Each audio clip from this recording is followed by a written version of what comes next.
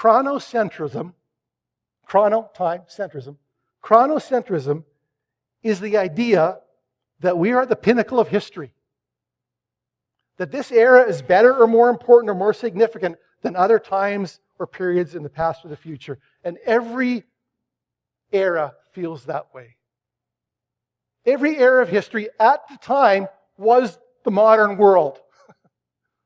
We look back and we think of the 1800s, 1700s, that was the modern world at the time, and we are the modern world right now, and 100 years from now we won't be. Because we're chronocentric. We think we're it. We think we're the bomb. We think this is it. And so for Christians, that shows up in our end times timelines, that shows up in our unverifiable theories, where we can take any current event and proof text it in some way and make it fit into our timeline. Anybody remember that Mel Gibson movie, Conspiracy Theory? It's worth, just hunt down the introduction of that movie online. It's worth it just for the 5 minutes where he's in his taxi cab, spouting off conspiracy theories to his captive audience of people riding in the taxi. Just spouting off one after another. And somebody asks him in that movie, he has all these crazy theories. They say, can you prove any of those things? He said, no, that's what's great about a conspiracy. Can't prove it. Can't disprove it. But he was right about one of them.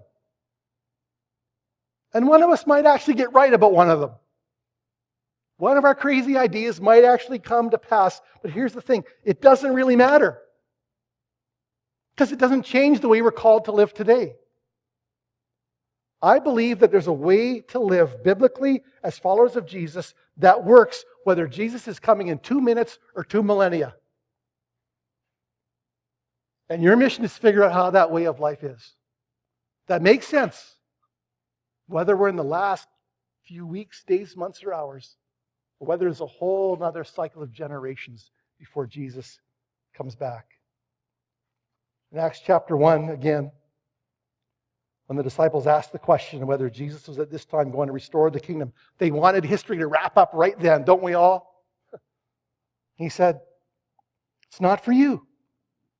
Nor are the times or the dates the Father set by His own authority. You'll receive power when the Spirit comes on you. You'll be my witnesses in Jerusalem, Judea, Samaria, to the ends of the earth. The Apostle Paul said, regardless of what's going on, encourage each other and build each other up. Keep talking about the hope of the return of Jesus. In Matthew 24, this gospel of the kingdom will be preached as a testimony to all nations.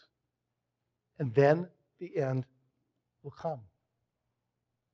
So revisit the lordship of Jesus. Park under His lordship. Prepare in some way, at least in your mind, for persecution. And join Jesus on mission. That makes sense no matter what the timeline is. Whether any of the theories are right or not. Join on my mission.